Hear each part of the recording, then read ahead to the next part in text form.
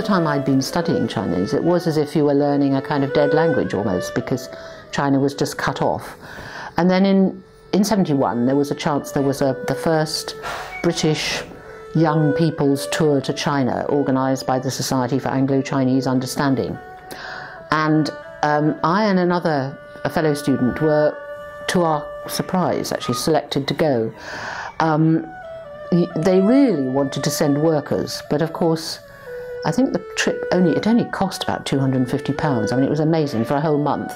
And so we went, and it was a very special tour. I mean, we were treated like absolute VIPs for a month. We had our own railway carriage, which used to wait for us. It would sort of, go somewhere and wait there for us, so we didn't have to carry luggage. It was a bit like being on a cruise or something amazing like that.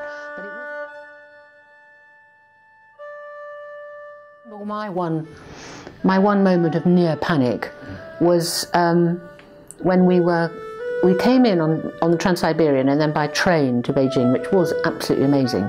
To see the North China countryside, and especially coming through past the Great Wall. I mean, that was, an incredible thing to see. It was beautiful, green, and then there was the wall snaking away over the hills. And I remember saying to the interpreters, to whom we'd only just been introduced, saying, "Oh gosh, and did you know that's the only thing that can be seen from the moon?" And then I suddenly thought how awful, because according to British newspapers, the Chinese hadn't been told that anyone had got to the moon. And so I just didn't want to be responsible for this, this piece of news, but it turned out they did know.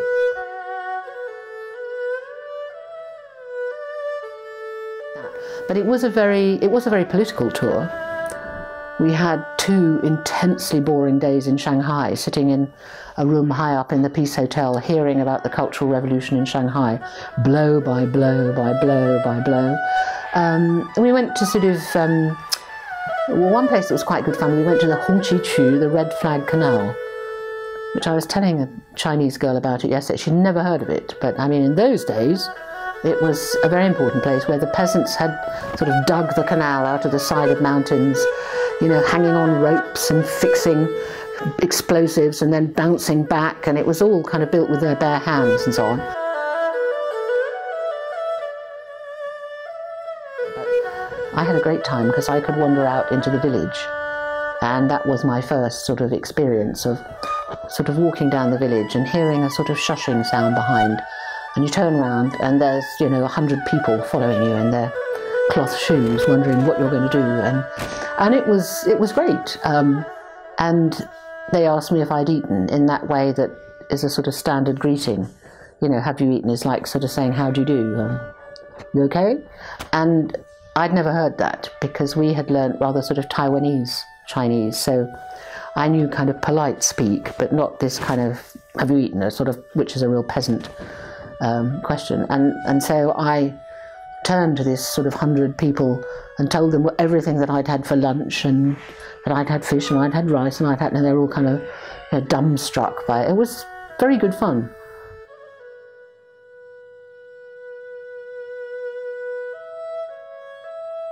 So we went up to a model commune, one of Jiang Qing's favourite places, Shashuyu, which I believe has now been swallowed up into Greater Beijing.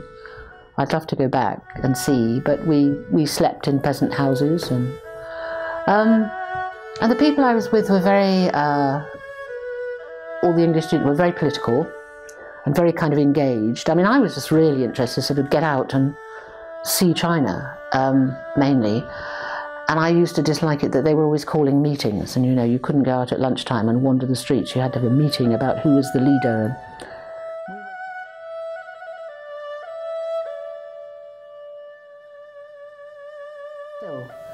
And there were quite interesting things too about that trip, because I suppose it was kind of like August into September.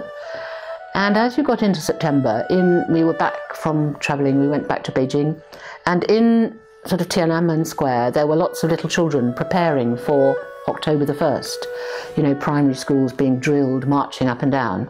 But that was the year that there was no October the 1st parade, because Lin Biao vanished over Mongolia. And so, you know, all these little kids had been practicing, but they were cancelled. And he must have vanished over Mongolia, similar sort of time as to us. We went back on the Trans-Siberian through Mongolia, but we didn't see any planes crashing, but it was very much that kind of time. And it was also quite interesting, I think it was just when, just then the Nixon visit had been announced. And it was quite interesting looking at blackboards in villages and seeing this Nika Sung, you know, and so being kind of aware that China was, though still very much in the throes of the Cultural Revolution, was beginning, things were just beginning to change.